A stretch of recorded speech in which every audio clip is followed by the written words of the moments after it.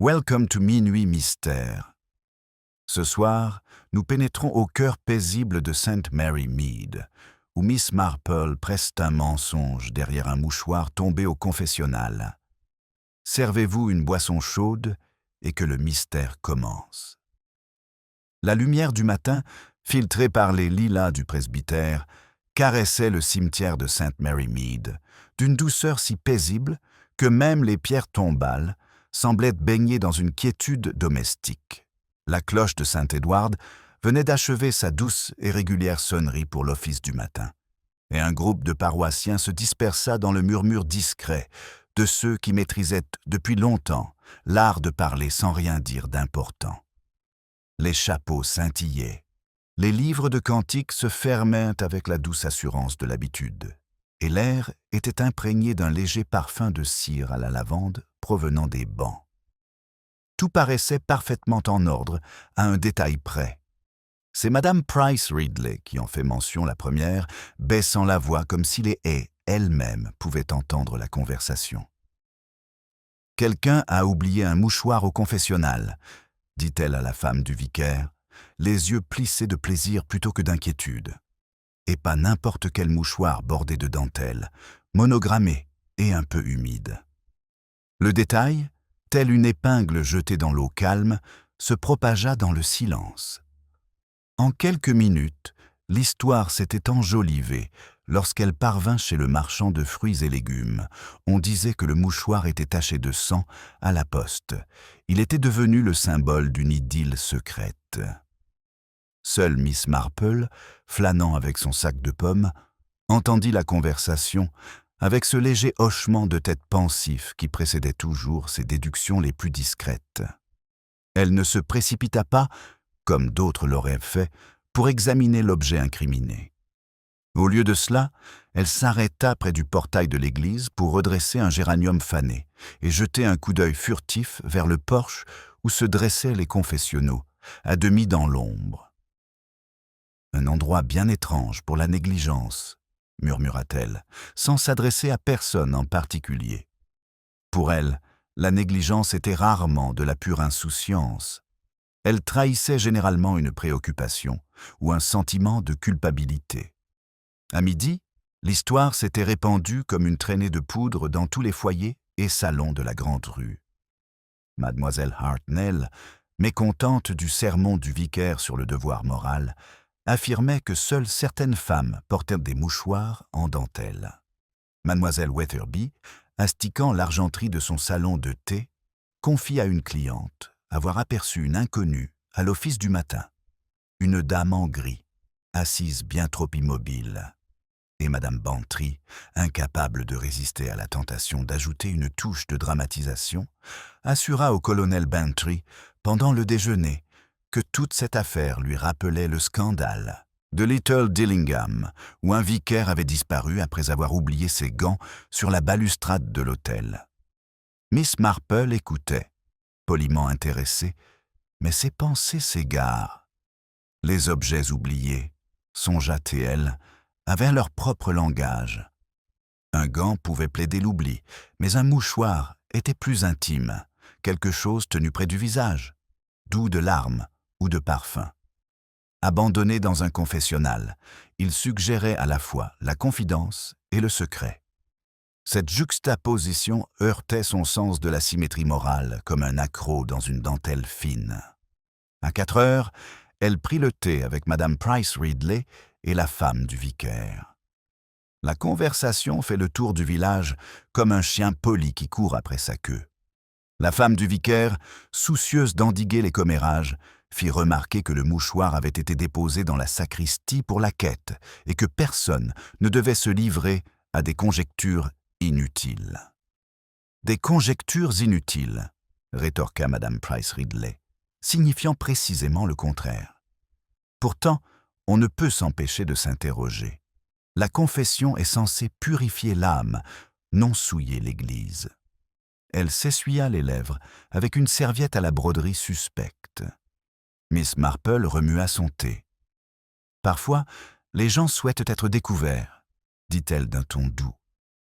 Cela peut être une sorte de soulagement. La remarque flotta, à moitié comprise, au-dessus des tasses de porcelaine. Personne ne répondit. Alors que la lumière déclinait, elle rentra chez elle à pied, traversant des ruelles humides de brume vespérale. Les vitraux du presbytère brillaient derrière elle, carrés d'or serein, tandis que devant elle, les toits de St. Mary Mead se découpaient en silhouette sur un ciel qui s'adoucissait. Pourtant, sous ce silence, elle sentait le léger frémissement qui accompagnait toujours le premier soubresaut d'un scandale. C'était comme si le village tout entier retenait son souffle, attendant que quelque chose d'innommable se révèle. Elle repassa devant l'église, s'arrêtant instinctivement. À l'intérieur, la porte du confessionnal était entr'ouverte, laissant entrevoir un mince coin d'obscurité à travers le jubé sculpté. L'air embaumait légèrement la cire de bougie et les lys, mais une autre odeur flottait, âcre, métallique et désagréable. Le regard de Miss Marple s'attarda sur la marche où un pétale cramoisi était tombé. Un pétale ou une goutte? Elle ne se pencha pas pour regarder de plus près. Au lieu de cela, elle serra son réticule entre ses mains et continua son chemin dans l'allée, le visage toujours aussi calme. Seule une légère ride sur son front trahissait que l'équilibre du village avait basculé et que derrière la douceur dentelée d'un mouchoir oublié, une vérité plus crue attendait d'être dévoilée. Le lendemain matin, une sérénité trompeuse s'installa, la lumière du soleil filtrait à travers les rideaux de dentelle, les bouteilles de lait brillaient sur le seuil, et le faible carillon de l'église annonça 8h30. Pourtant, sous le bourdonnement habituel de St. Mary Mead, régnait un silence pesant, signe de curiosité avant que celle-ci ne se mût en suspicion. Madame Price Ridley avait à peine beurré ses tartines qu'elle remarqua que sa visiteuse du matin, mademoiselle Hartnell, se tenait avec l'assurance fière de celle qui détient une information confidentielle. « Ce n'est pas seulement le mouchoir », déclara mademoiselle Hartnell en s'asseyant sur la chaise en face d'elle. Madame Caltrop dit que la porte du confessionnal était de nouveau entr'ouverte ce matin, bien que le vicaire insiste sur le fait qu'il l'avait fermée hier soir. Et il y avait une marque sur la marche, juste sous le paravent. Sa voix trembla délicieusement sur le mot « marque ». Ils l'ont nettoyée maintenant, bien sûr. Miss Marple, invitée mais arrivée en retard avec un modeste pot de gelée de prune, écoutait depuis le seuil. Elle savait que cela lui procurait une joie malsaine, teintée d'une anxiété justifiée. « Une marque ?» demanda-t-elle doucement, en s'asseyant et en ôtant ses gants. « De la cire de bougie, peut-être?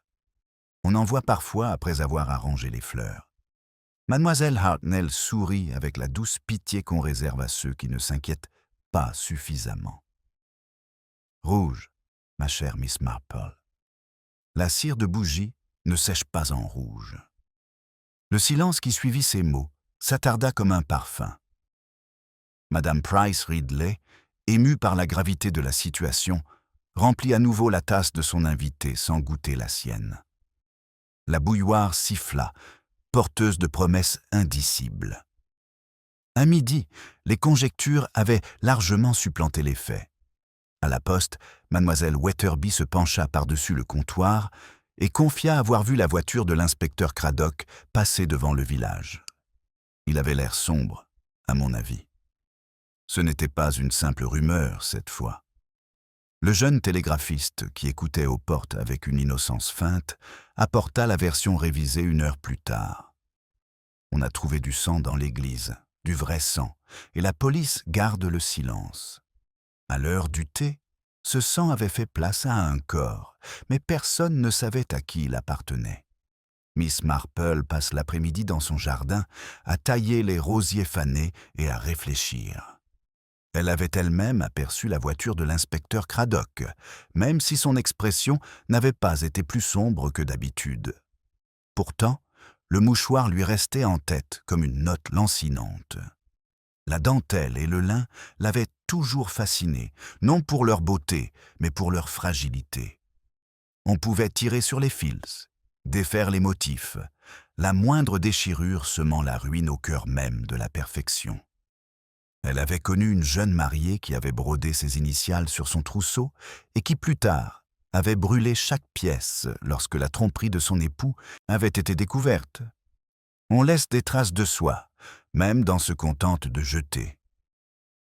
À 4 heures, alors qu'elle se penchait pour nouer un bouquet de lavande, Miss Marple aperçut Madame Bantry qui s'approchait par l'allée, son ombrelle inclinée en forme de point d'interrogation. « Ma chère Jane », lança-t-elle depuis le portail, « j'ai quelque chose à vous dire, même si Dieu seul sait si c'est vrai. Le colonel Bantry dit que le gendarme a été envoyé chercher le docteur Haydock au presbytère. Quelqu'un est tombé malade, ou pire. » Miss Marple se leva en poussant la terre de ses gants. « Le docteur Haydock est raisonnable, dit-elle. Il ne se précipiterait pas sans raison. » Pourtant, son calme était moins assuré qu'auparavant. À St. Mary Mead, la maladie était souvent le rideau derrière lequel la tragédie guettait son heure. Ensemble, ils se dirigèrent vers l'église. L'air était vif, chargé de la fraîcheur du soir et d'une odeur de terre retournée. Près du porche, 2 policiers se tenaient là, tentant la discrétion sans y parvenir. L'un portait un petit paquet enveloppé dans du papier Kraft. L'autre gardait la porte avec la solennité d'une sentinelle. À l'intérieur du porche, Miss Marple aperçut le vicaire, qui parlait avec ferveur à l'inspecteur Craddock. Entre eux, on distinguait le faible éclat du bois poli, un panneau de confessionnal arraché de ses gonds. Elle perçoit un fragment de conversation au passage des passants. « Aucune trace de lutte, » dit Craddock. Mais ceci était coincé dans l'articulation. Il brandit brièvement quelque chose avant de le remettre dans sa poche. De loin, Miss Marple ne distingue qu'une forme, petite et scintillante, peut-être un fermoir ou un fragment de bijou. Elle détourna rapidement le regard, doux mais attentif. Les apparences, pensa-t-elle, dissimulaient si souvent ce qu'elle voulait faire croire au monde, l'innocence, l'humilité, le dévouement. Et pourtant, la vérité avait cette façon de transparaître, même à travers la dentelle. À son retour, le crépuscule avait estompé les contours nets du village. Des lampes brillaient derrière les rideaux et un piano résonnait au loin, depuis le salon du presbytère, d'une mélodie hésitante et inachevée. Miss Marple se versa une tasse de thé et s'assit près de la fenêtre. Le murmure des commérages filtrait à travers la haie, comme la mer dans un coquillage. Elle ressentait toute cette atmosphère pesante, le village suspendu entre fascination et crainte, et quelque part sous ce silence pesant, elle pressentait que l'oubli du mouchoir n'était pas un hasard. Une ombre passa devant sa fenêtre, peut-être un villageois, peut-être quelqu'un qui cherchait à se faire discret. La tasse de thé trembla légèrement dans sa main. Elle la reposa, les lèvres pincées par la réflexion. Quelque part entre la dentelle et les murmures, une intention commençait à se dessiner. Le malaise qui s'était glissé sous les rideaux de dentelle de Miss Marple la veille au soir persistait au matin, tel un parfum tenace. Elle se leva tôt, ses mouvements lents et pensifs. Par la fenêtre de sa cuisine, elle aperçut une fine brume flottant au-dessus des toits de St. Mary Mead, estompant les lignes nettes des cheminées et des clochers. Les apparences se voilaient dans la brume, pensa-t-elle, tout comme la vérité se voyait dans les ragots. Pourtant, au-delà de cette brume, l'une comme l'autre demeurent immuables. À 8h30, la voiture de l'inspecteur Craddock était de nouveau garée devant le portail de l'église. Son capot lustré reflétait le ciel gris, contrastant fortement avec l'agitation nerveuse du vicaire sur le chemin. Miss Marple, sous prétexte d'apporter un petit pot de marmelade à Madame Caltrop, emprunta son itinéraire habituel, lent et tranquille. Elle salua le gendarme au portail avec son mélange habituel de courtoisie et de curiosité, qui ne mettait jamais mal à l'aise. Une belle matinée pour une affaire délicate. inspecteur, dit-elle doucement en s'approchant, d'une voix calme mais attentive. Craddock esquissa un sourire crispé. « Bonjour, Miss Marple. Vous semblez tout savoir avant moi. »« Oh non, » dit-elle d'un ton doux.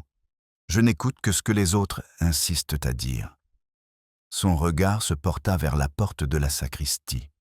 « Je me demande parfois pourquoi tant d'entre nous trouvaient le silence gênant. » L'inspecteur, habitué à ces remarques énigmatiques, soupira et ouvrit son carnet.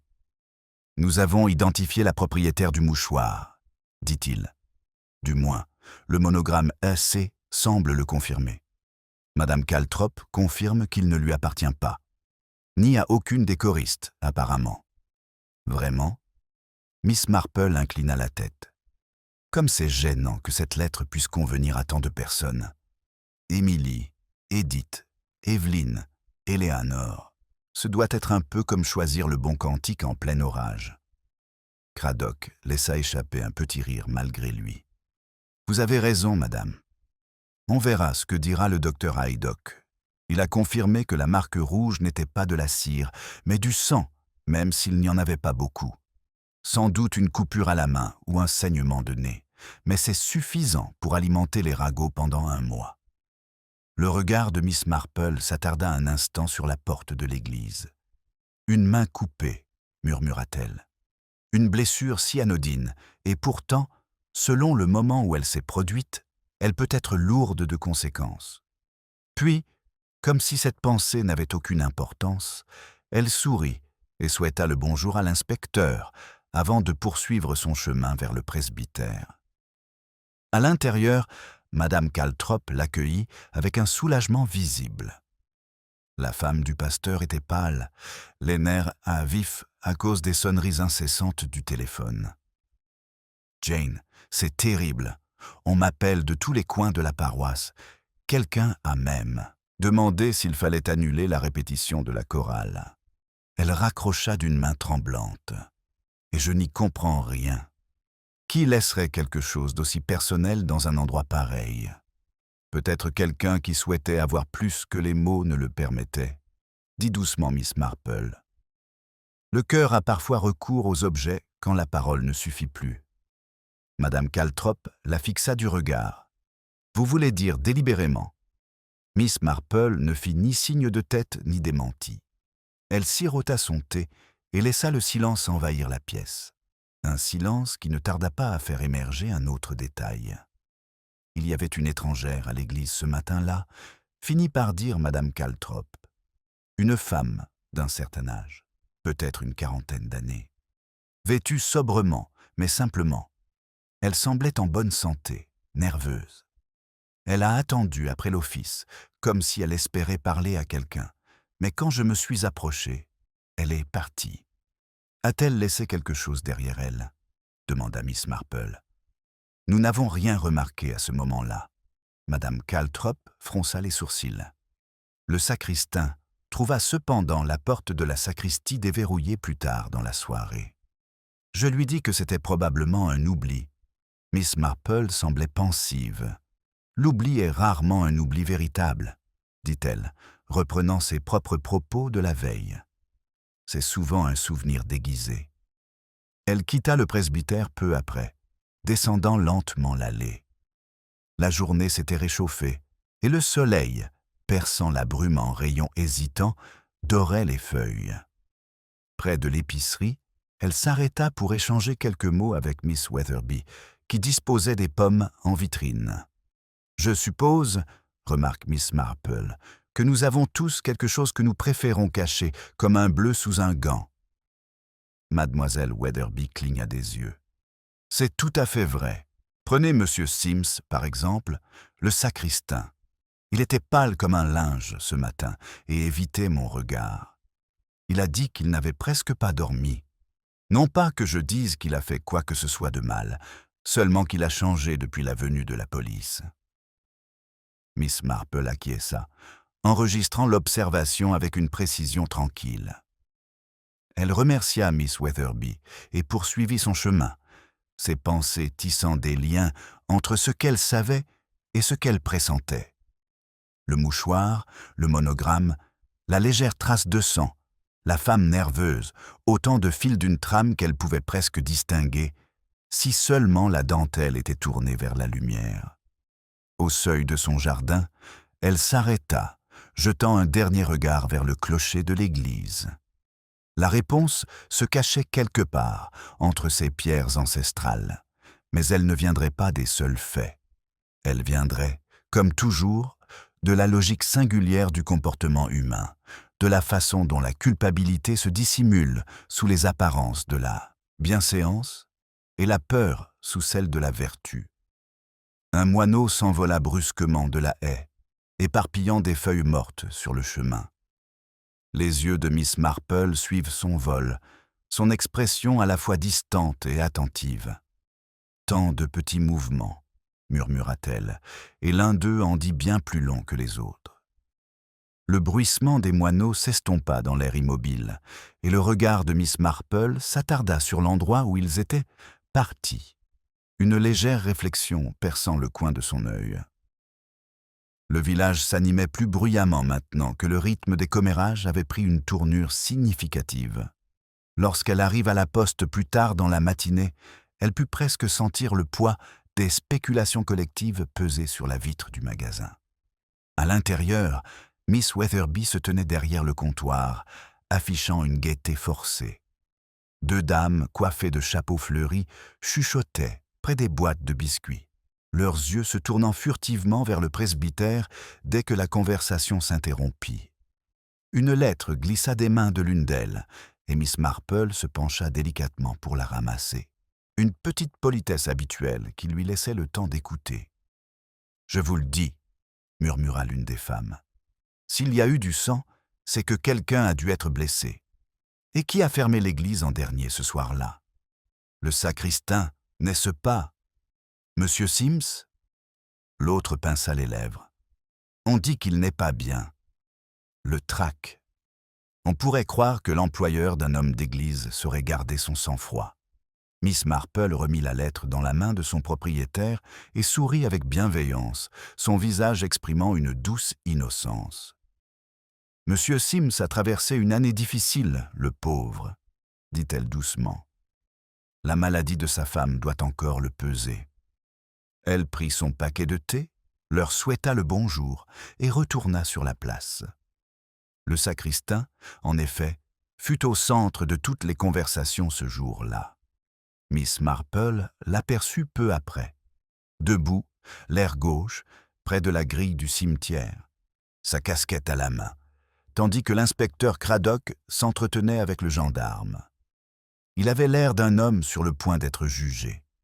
Lorsque l'inspecteur le congédia, il s'éloigna à petits pas, sans jeter un regard, ni à gauche, ni à droite.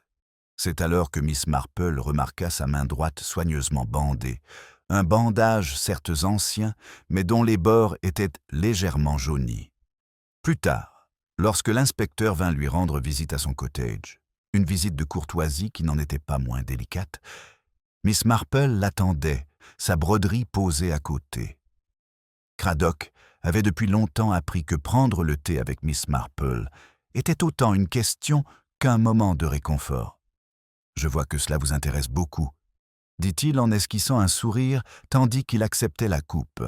« La moitié de la paroisse pense que vous travaillez secrètement pour Scotland Yard. » Elle rit doucement. « Oh, mon cher inspecteur, s'il le pense, alors votre métier est bien plus prestigieux que je ne l'imaginais. » Craddock se pencha en avant. « Nous avons la déposition du sacristain. Il admet avoir été le dernier à fermer l'église, mais affirme n'avoir rien remarqué d'inhabituel, si ce n'est que le rideau du confessionnal était à moitié tiré. Il dit s'être accroché la main à un clou en arrangeant les fleurs. Pourtant, le docteur Haydock m'affirme que la coupure est plus profonde et date d'au moins 2 jours. Miss Marple hocha la tête, le visage impassible. Pauvre Monsieur Sims. Il a toujours été d'une méticulosité excessive. Un homme qui compte les cantiques avant chaque office oublie rarement de réparer un clou. Elle se resservit une tasse. Sa femme était-elle à la maison ce soir-là? Alité, répondit Craddock. De l'asthme, apparemment. Un voisin l'a vu quitter le chalet au crépuscule et revenir vers minuit. Il dit être allé se promener pour se changer les idées. Étrangeur pour une réforme constitutionnelle. Les personnes en détresse errent haut souvent lorsqu'elles ne parviennent pas à dormir, dit Miss Marple d'une voix douce. Et certaines formes de culpabilité apparaissent avant même qu'un crime ne soit commis. Son ton était matière, sans accuser. Vous vérifierez bien sûr les souvenirs du voisin? L'inspecteur sourit d'un air sombre. C'est déjà fait.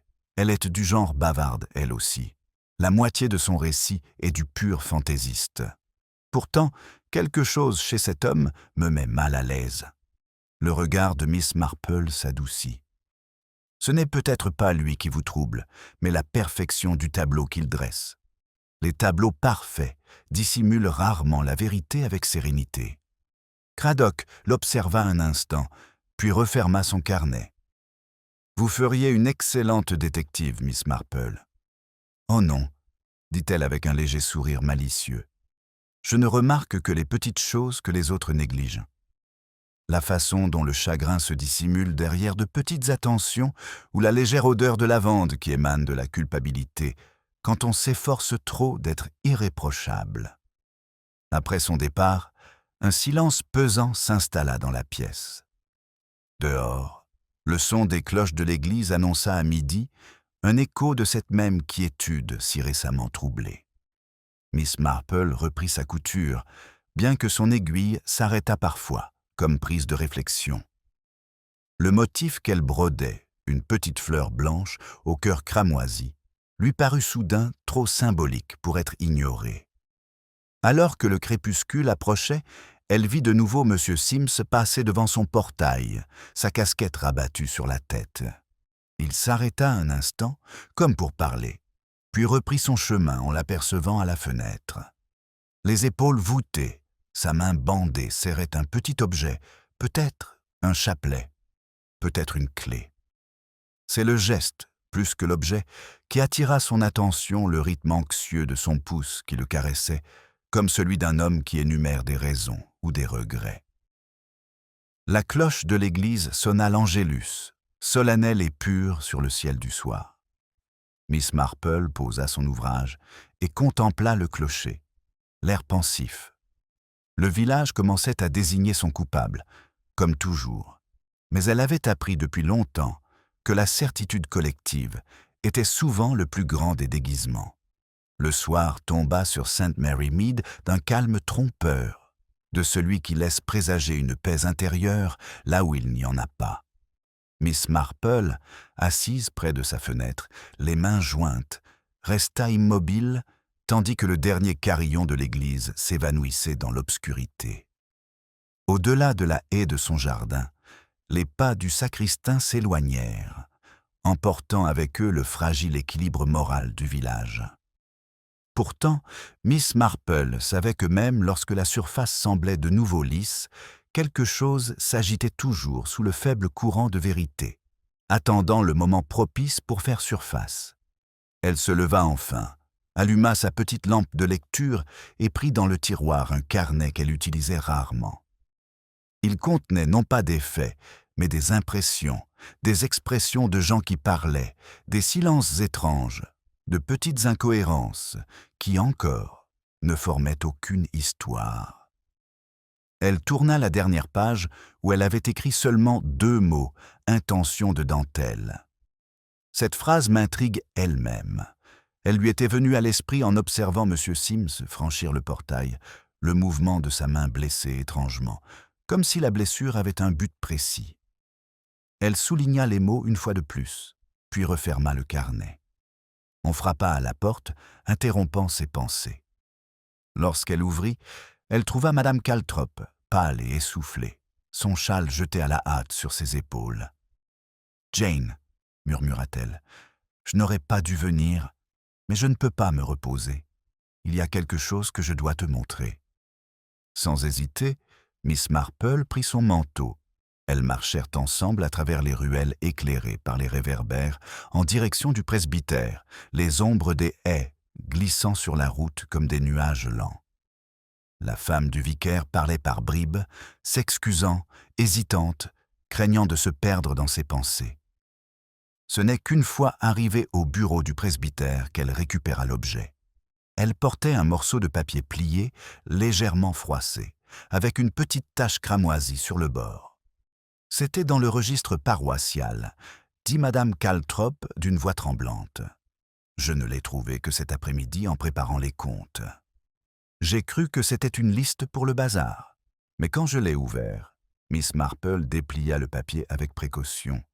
L'écriture était hâtive, légèrement inclinée, mais indubitablement féminine.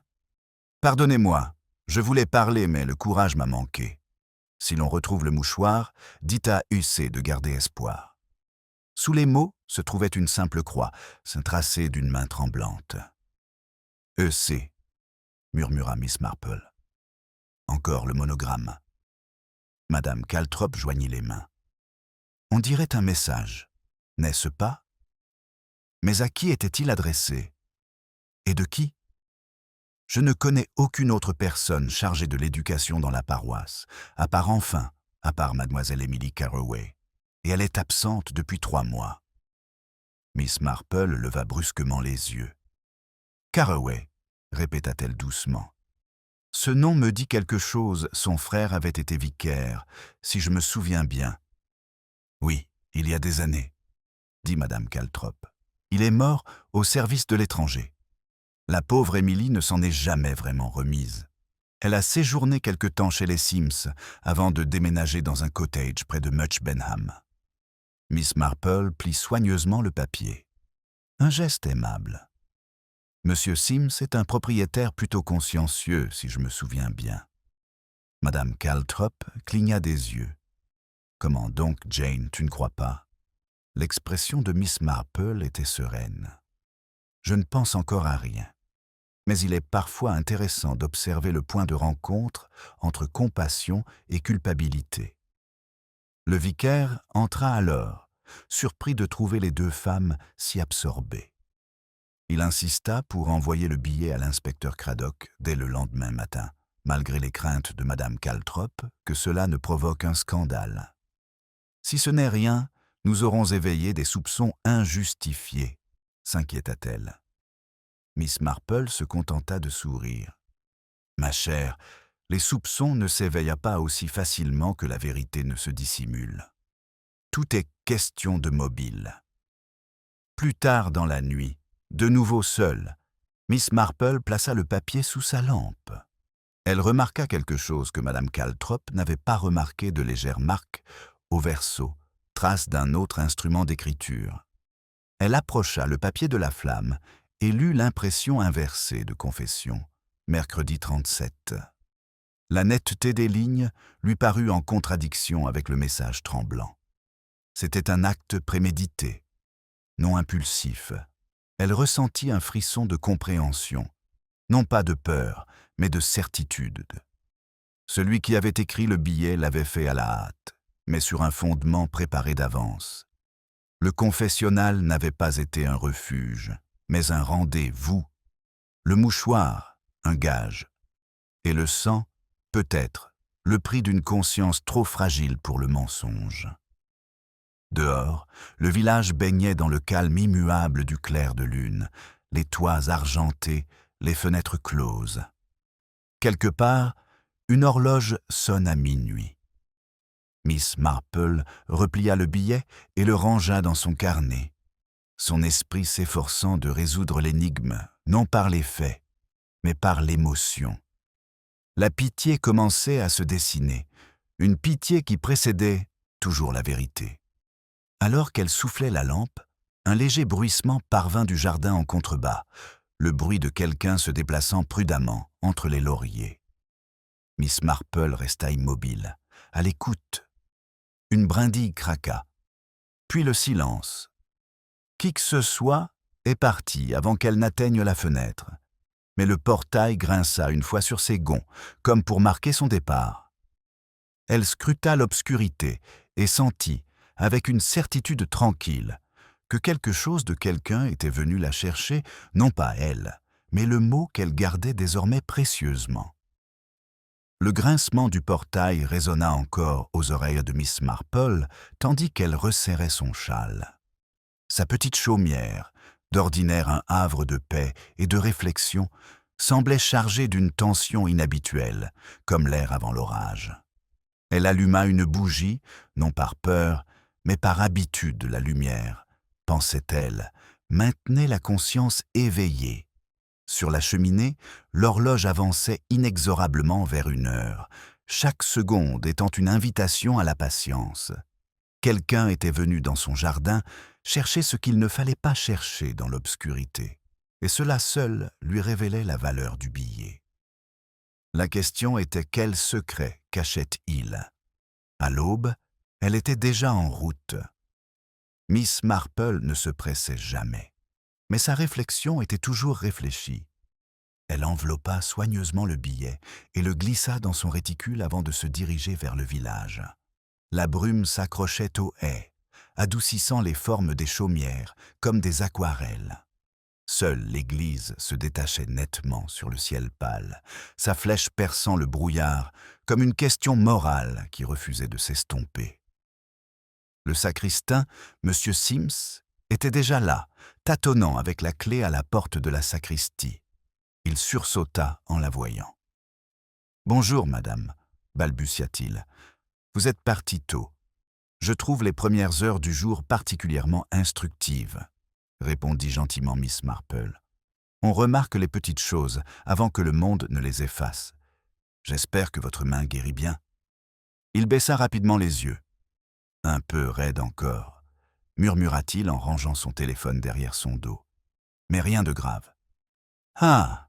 dit-elle doucement. « Et pourtant, vous avez l'air plutôt pâle. J'imagine que vous avez mal dormi. » L'homme hésita. « Juste cette histoire de mouchoir, madame. Tout le monde en parle. J'aurais préféré ne jamais ouvrir cette porte. » Le regard de Miss Marple demeura doux. Étrange, n'est-ce pas, comme on regrette les moments qui révèlent plutôt que de dissimuler? Pourtant, la vérité finit toujours par éclater, qu'on le veuille ou non. Elle esquissa un petit sourire rassurant. « Prenez soin de vous, monsieur Sims. L'église a besoin de personnes fermées. » Tandis qu'elle s'éloignait, elle sentit son regard peser sur elle, son malaise palpable même à distance.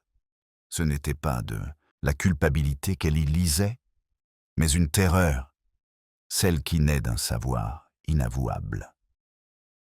En milieu de matinée, l'inspecteur Craddock se présente à son cottage, chapeau à la main et l'air grave. « Nous avons retrouvé le message que vous et Madame Caltrop avez découvert, » dit-il après qu'elle lui eut servi le thé. « L'écriture est celle de mademoiselle Evelyn Carroway. Elle a été placée sous la tutelle des Sims, comme vous le soupçonniez. Elle est portée disparue depuis 2 jours. » Miss Marple posa sa tasse avec un léger cliquetis. « Disparue ?» Il acquiesça. Sa logeuse à Much Benham dit qu'elle est partie mercredi soir, prétextant avoir des affaires à régler. Elle n'est jamais revenue. Nous avons vérifié les trains, l'auberge, rien. C'est bien triste, murmura Miss Marple. Evelyn Carroway était une femme de santé fragile, le genre de femme qui, par gratitude, fait confiance à la mauvaise personne. Craddock fronça les sourcils. « Vous pensez que les sommes sont impliquées ? Je crois, dit-elle doucement, que la gratitude et la culpabilité s'entremêlent souvent, inspecteur. Et quand elles le font, la musique est rarement agréable. » L'inspecteur se frotta le menton. « Nous avons interrogé M. Sims. Il affirme ne pas l'avoir vu depuis des mois. Sa femme est trop malade pour rester alitée.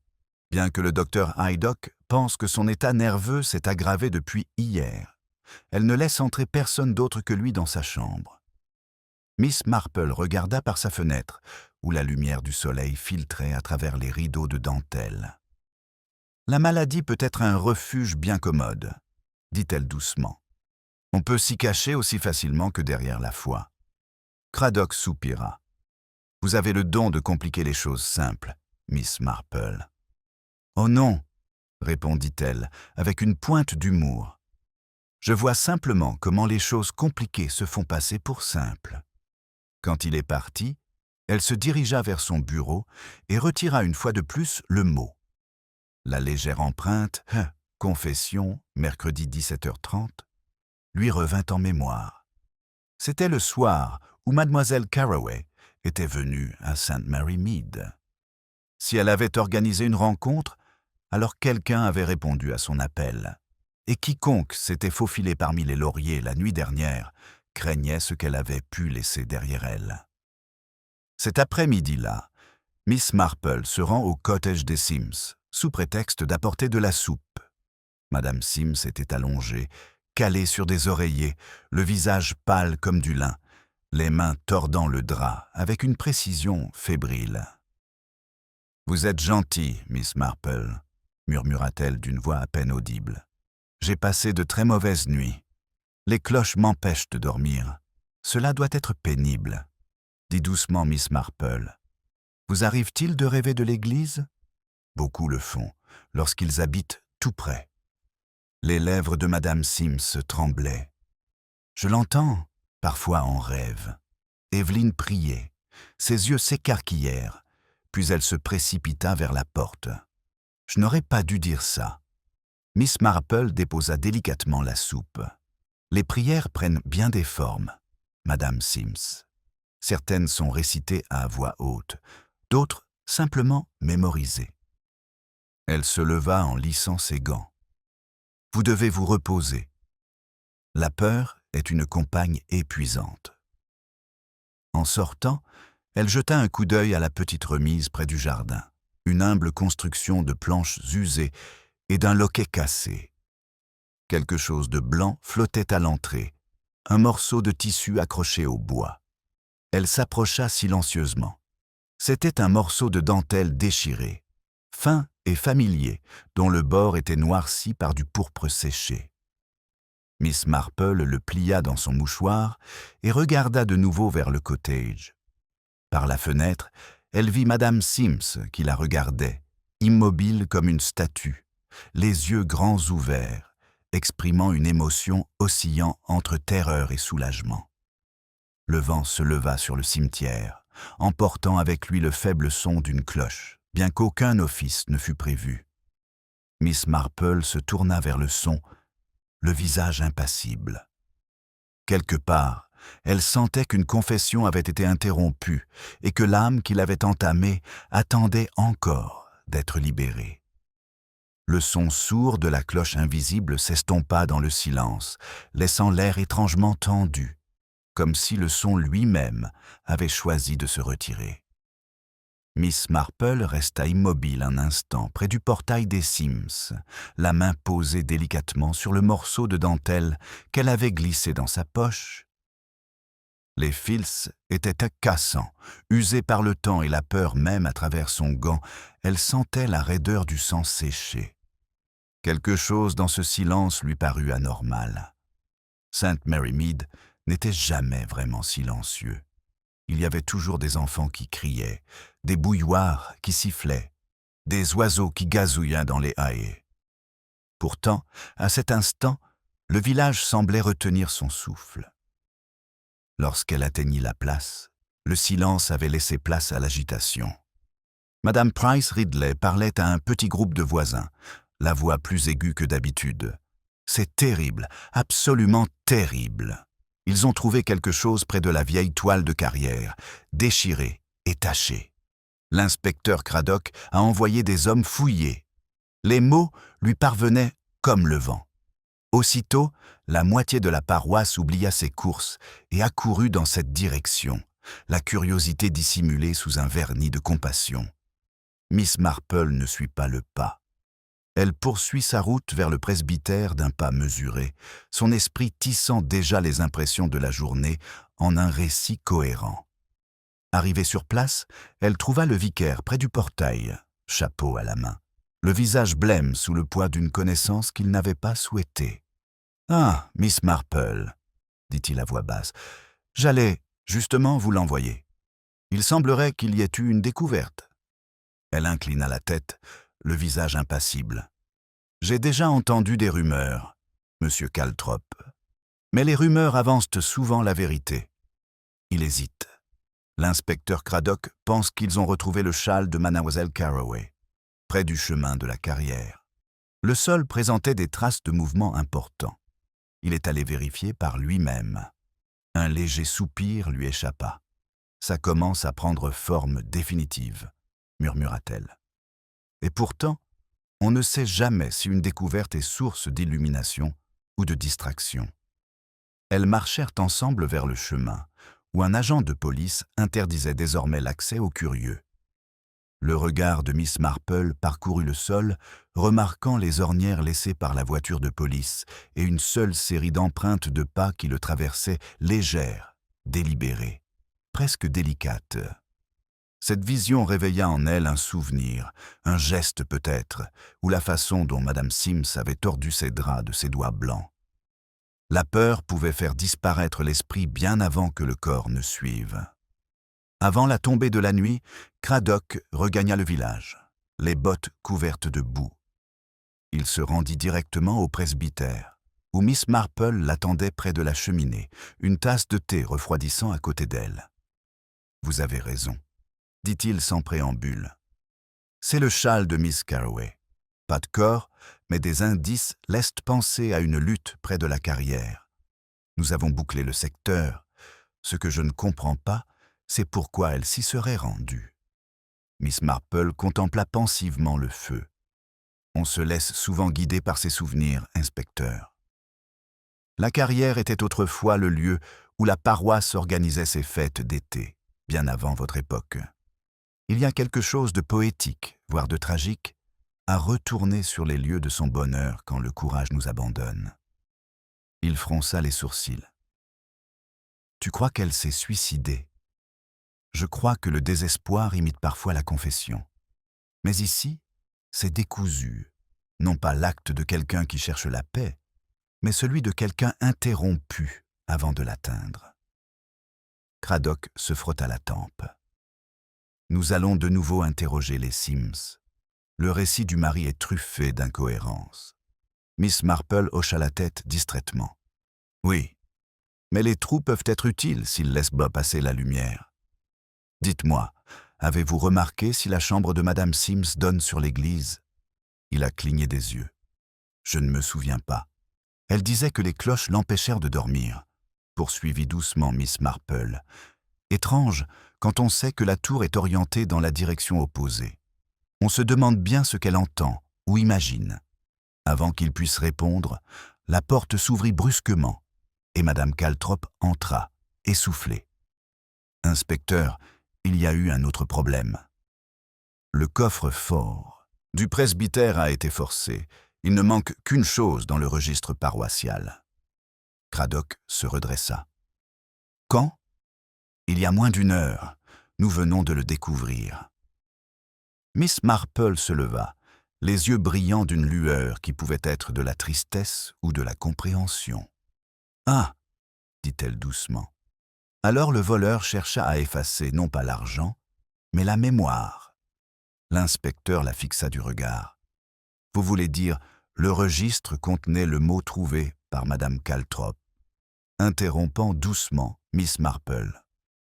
Et peut-être aussi un registre des personnes entrées dans l'église ce soir-là. » La réalisation se dessine lentement sur le visage de Craddock.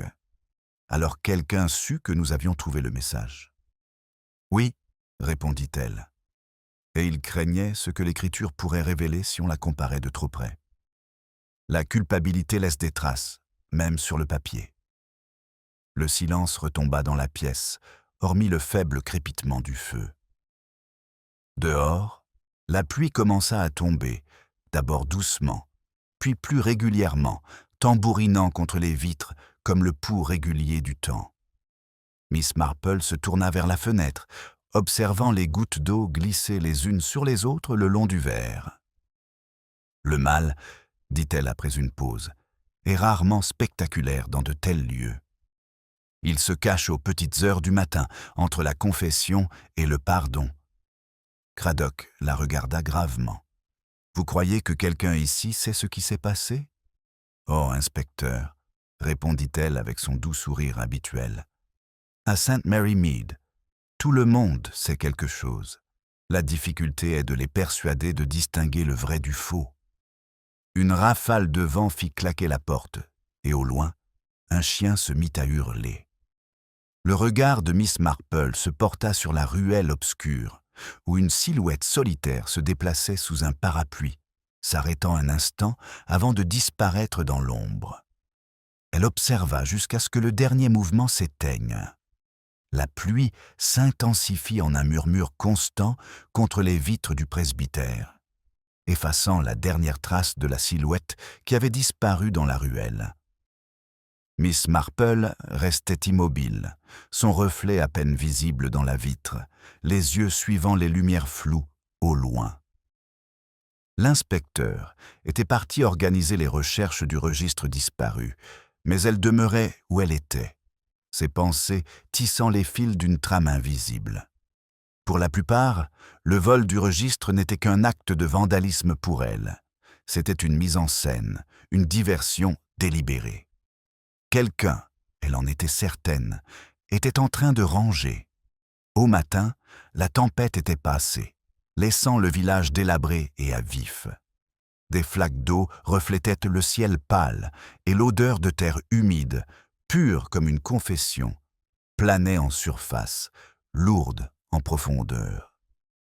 Miss Marple se dirigea d'un pas vif vers l'église, son parapluie tapotant doucement. Elle n'était pas venue prier, mais elle s'arrêta un instant près des fonds baptismaux, comme en pleine contemplation. La porte de la sacristie, réparée mais encore marquée par le passage de l'inspecteur, laissa échapper un léger grincement.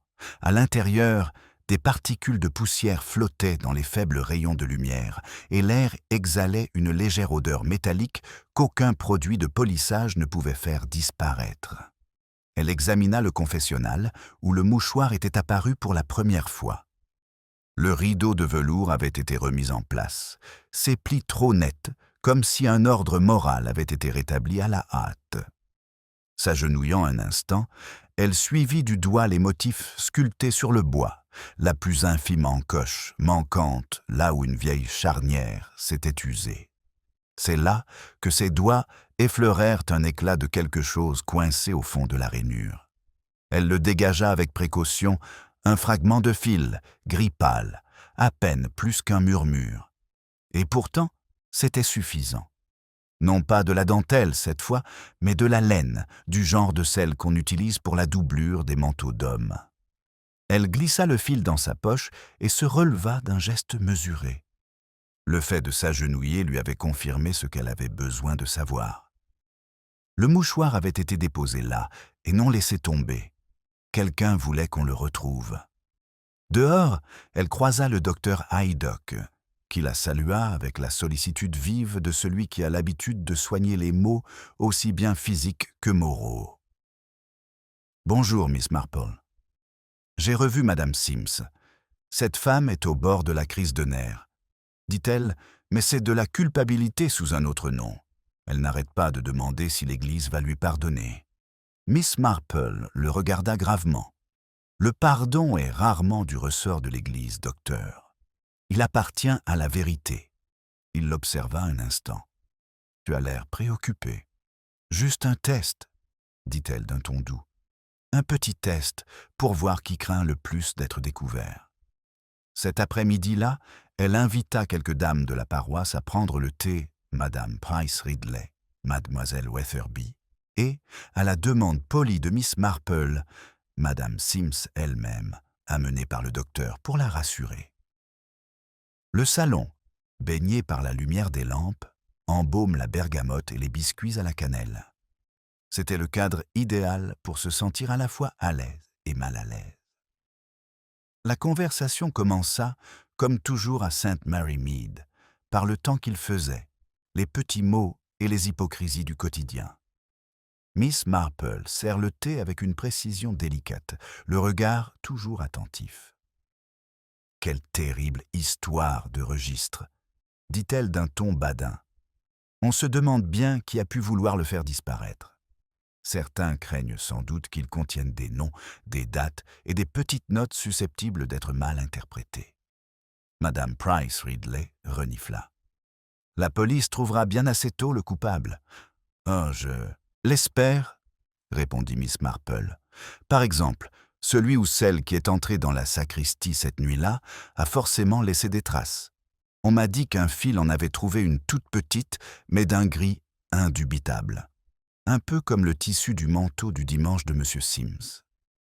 La théière tremblait dans la main de Madame Sims. Une goutte tomba sur la soucoupe. « Vous ne pouvez pas commencer, Miss Marple. » Mais son ton était doux, presque apaisant. « Pas du tout, ma chère. Le tissu gris est très courant. Mais je pensais qu'il était utile de le mentionner, au cas où quelqu'un l'aurait vu accroché à quelque chose de pointu, peut-être en rangeant un mouchoir ou en cherchant un mot. » Un silence pesant s'installa, tel un voile de givre. Les lèvres de Madame Sims s'entr'ouvrirent, puis se refermèrent. Les autres femmes, partagées entre curiosité et bienséance, l'observaient avec la politesse affectée de celles qui feignent de ne pas la dévisager. Le docteur Haydock s'éclaircit la gorge. « Ce ne sont pas vraiment des propos convenables pour prendre le thé, Miss Marple. »« En effet, dit-elle d'une voix douce. Et pourtant, la vérité a aussi ses manières. Elle préfère être invitée, non imposée. » Madame Sims perdit son sang-froid. « Vous ne comprenez pas, dit-elle soudain, la voix tendue. Elle le supplia de la rencontrer, de la pardonner pour ce qu'elle avait fait. Je lui ai dit que cela ruinerait notre réputation à tous, sa position. « Qui, ma chère ?» demanda doucement Miss Marple. Mais Madame Sims s'arrêta, comme frappée par la foudre. Son regard passa d'un visage à l'autre, puis à la fenêtre, où la pluie avait recommencé à tomber en fines gerbes argentées. « Je n'aurais jamais dû venir, » murmura-t-elle. « Jamais. » Et avant que quiconque puisse bouger, elle se leva d'un pas chancelant et sortit, la porte se refermant derrière elle avec un doux claquement. Miss Marple attendit que les murmures s'apaisent, puis se tourna vers le docteur Haydock. « Elle rentrera chez elle, » dit-elle doucement. « Et quand elle sera partie, vous devrez la suivre. La vérité est toute proche maintenant, et les gens effrayés commettent des actes désespérés lorsqu'ils l'aperçoivent trop clairement. » Le médecin hésita, voyant la certitude calme dans son expression. « Vous avez tendu un piège, n'est-ce pas ?» Elle esquissa un sourire purement moral. Parfois, il faut tendre un miroir à la conscience avant qu'elle ne se manifeste. Tandis que les autres s'éloignaient, Miss Marple resta à la fenêtre, observant la ruelle se fondre dans la brume. Une silhouette solitaire se hâta sous la pluie vers la grille du cimetière. Elle reconnut cette démarche, même si la distance estompait le regard, le poids du remords, l'urgence de quelqu'un cherchant refuge là où il n'y en avait plus. La pluie brouille les contours du cimetière, un voile de mouvement à travers lequel scintillent faiblement les lampes, comme si le village lui-même retenait son souffle. Miss Marple se tenait près de la fenêtre de son salon, la dernière tasse de thé intacte à côté d'elle. Elle observa la silhouette voûtée s'avancer sur le chemin, franchir le portail de fer et disparaître derrière les ifs. L'heure était tardive et la pluie tombait sans rythme, telle une conscience murmurant des pensées confuses. Elle prit son châle, en ferma le fermoir et s'enfonça dans l'obscurité. L'église était ouverte à son arrivée. À l'intérieur, l'air était lourd de l'humidité des pierres et d'une douce odeur de cire de bougie. Ses pas résonnaient avec délicatesse et assurance sur les dalles. Près de la balustrade du chœur, une petite lampe brûlait faiblement, projetant un halo de lumière tremblante. À l'intérieur, Madame Sims était agenouillée, le visage enfoui dans ses mains. La voix de Miss Marple, lorsqu'elle parvint, était aussi douce que la pluie tombant au-delà des murs. « Ma chère, dit-elle, tu vas attraper froid assise là. » Madame Sims sursauta, puis se retourna brusquement. « Je ne vous ai pas entendu entrer. » Ses yeux étaient bottés gonflés, ses cheveux défaits sous son foulard. J'ai cru pouvoir prier. « Mais c'est inutile. » Les prières ne sont jamais inutiles, répondit Miss Marple.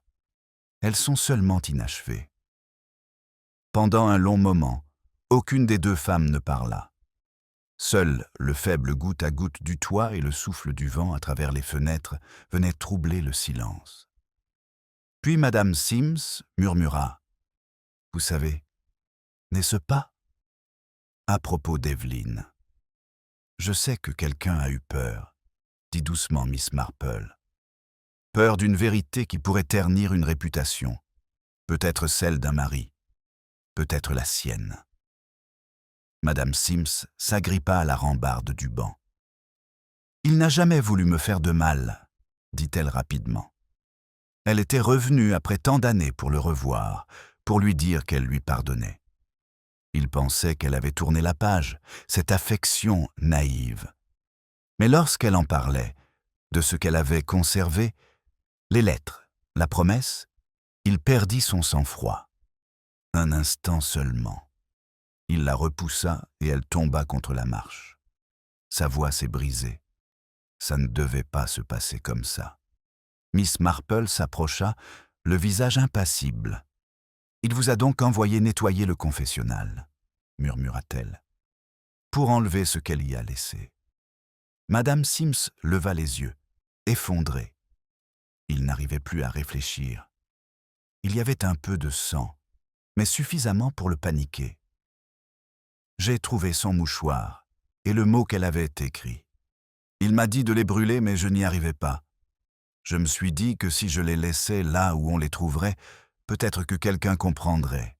« Le mouchoir dans le confessionnal » murmura Miss Marple, presque pour elle-même.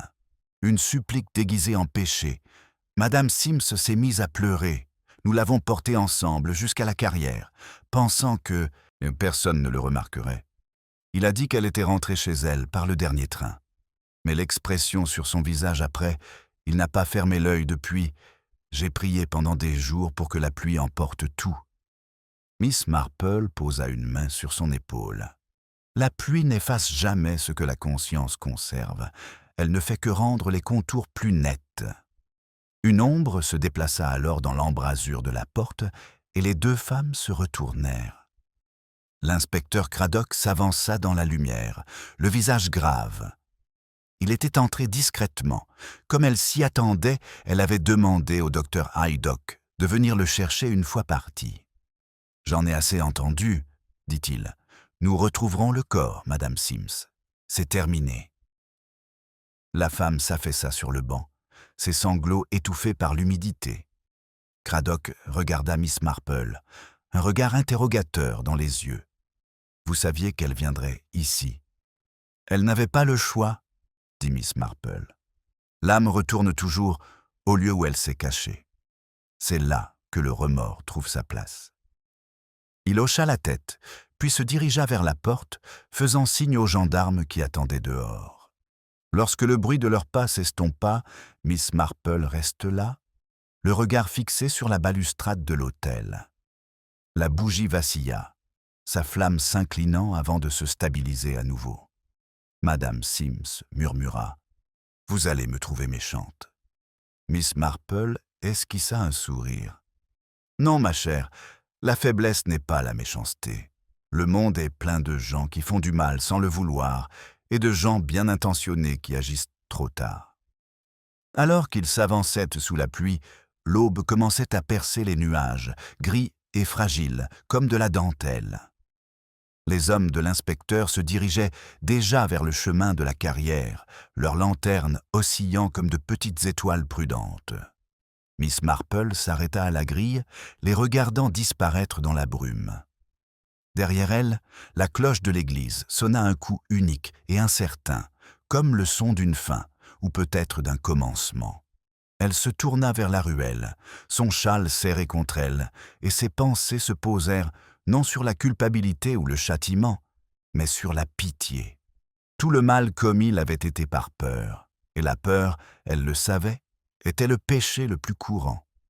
Au coin de la rue, près de l'espace vert, elle aperçut Craddock qui attendait à côté de sa voiture. « Je m'occupe du reste, » dit-il doucement. « Rentrez chez vous. Elle inclina la tête. « Oui, inspecteur. C'est toujours là que l'on recommence à zéro qu'on rentre chez soi. » Tandis qu'elle s'éloignait, la pluie se transforma en une fine bruine, de celles qui polissent le monde sans le purifier. À l'est, les premiers rayons du soleil percèrent les nuages, un or pâle se reflétant sur le clocher de l'église. Ils caressèrent les feuilles mouillées, les flaques d'eau, les vitres et le plus faible éclat d'un mouchoir pris dans la haie, blanc sur la terre sombre, comme si le passé lui-même s'était suspendu pour reprendre son souffle. La faible lueur du soleil scintillait sur les pavés humides, tandis que Miss Marple regagnait son cottage. Le village s'éveillait après une longue nuit de silence. Des charrettes allaient cliquant doucement sur le chemin, et l'odeur de la terre mouillée par la pluie se mêlait aux premières volutes de fumée du matin. C'était toujours le même St. Mary Mead, si guindé, si réservé, si poli qu'il en devenait invisible. Et pourtant, elle le savait, plus rien ne serait comme avant. Les secrets, une fois déterrés, ne trouvent jamais vraiment le repos, ils apprennent simplement à vivre au grand jour sous de nouveaux déguisements. Elle accrocha son châle près de l'âtre, où les braises rougeoyaient encore faiblement de la nuit précédente, et s'assit pour se verser une petite tasse de thé. Ce geste simple et réconfortant l'apaisa. La tasse tanguait légèrement dans sa soucoupe, non pas à cause de la nervosité, mais à cause du léger tremblement qui la saisissait toujours lorsque ses pensées atteignirent leur pleine conclusion. Par la fenêtre, elle aperçut la voiture de l'inspecteur Craddock, garée près de l'église, les agents progressant solennellement entre les haies. La journée de travail serait pénible, mais nécessaire. Elle avait déjà joué son rôle maintenant. C'était le leur. En milieu de matinée, la nouvelle s'était répandue. Les villageois chuchotaient, avec révérence plutôt d'excitation, un respect étrange réservé aux tragédies qui touchaient des noms familiers.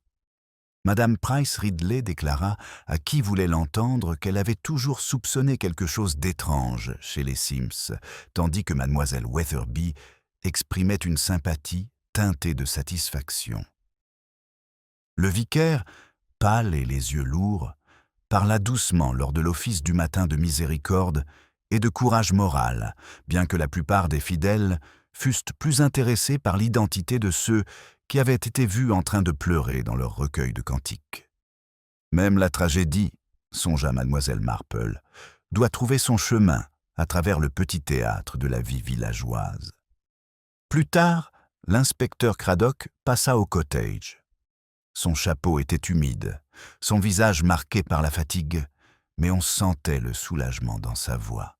« Ils l'ont retrouvée, mademoiselle Carroway, » dit-il doucement. Exactement comme madame Sims l'avait décrit. Le coroner conclut à un accident, même si le rapport mentionne des circonstances atténuantes. Miss Marple acquiesça. Ce sera la solution la plus juste pour toutes les personnes concernées. Il hésite avant de s'asseoir en face d'elle. Monsieur Sims avait avoué suffisamment de choses pour confirmer son récit. Il semblerait que mademoiselle Carroway soit revenue pour régler une affaire en suspens. Elle lui avait prêté de l'argent des années auparavant, lorsque sa femme était malade. Il n'avait pas pu la rembourser, et sous ses insistances, il avait paniqué. La crise avait été passagère. Il avait essayé de réparer son erreur, mais la peur avait ensuite tout dicté. « La peur est si souvent à l'origine de nos erreurs, » dit-elle doucement. Elle est à la racine de la plupart des folies humaines. L'orgueil ne fait que les masquer. Craddock esquissa un sourire las. « Tu le fais toujours paraître simple. »« Oh, rien n'est simple chez l'humain, inspecteur, » répondit-elle. « Nous faisons seulement semblant du contraire, pour pouvoir continuer à vivre au milieu de nos propres faiblesses. » Il se leva, jetant un coup d'œil autour du petit salon. Vous serez heureux d'apprendre que madame Sims a été emmenée à l'hôpital. Le docteur Haydock dit qu'elle se rétablira avec le temps. J'en suis ravi, dit Miss Marple. La conscience ne peut guérir dans le confort, il faut la maintenir vivante assez longtemps pour qu'elle puisse se repentir. Alors qu'il partait, elle le suivit jusqu'au portail. Le soleil était maintenant pleinement levé, éclatant mais froid, et ses rayons scintillaient sur les flaques d'eau comme des éclats de verre. L'inspecteur s'arrêta une fois de plus, jetant un dernier regard vers le cimetière. « Vous ne vous en lassez jamais, Miss Marple ?» demanda-t-il. « De voir tant de choses que les gens ont de pire. » Son regard s'adoucit. « Oh, ma chère, on ne voit pas le pire. On voit l'ordinaire. Le mal n'est jamais aussi intéressant que son déguisement. Et la bonté, eh bien, la bonté n'est souvent que de la patience sous un autre nom. » Il esquissa un sourire et salua d'un geste de la main, avant de partir. Elle suivit sa voiture du regard jusqu'à ce qu'elle disparaisse au coin de la rue, puis rentra chercher son tricot. L'horloge sonna 11 heures, et le monde reprit son cours. Pourtant, ses pensées s'attardèrent, revenant au confessionnal, à la dentelle et au sang, aux petits mots écrits d'une main tremblante. Elle imagina Miss Carroway agenouillée là, espérant le pardon d'un homme trop effrayé pour le lui accorder. Le pardon, songea Miss Marple, se trouvait rarement là où on l'attendait. Tandis qu'elle tricotait, le doux cliquetis de la laine emplissait le silence.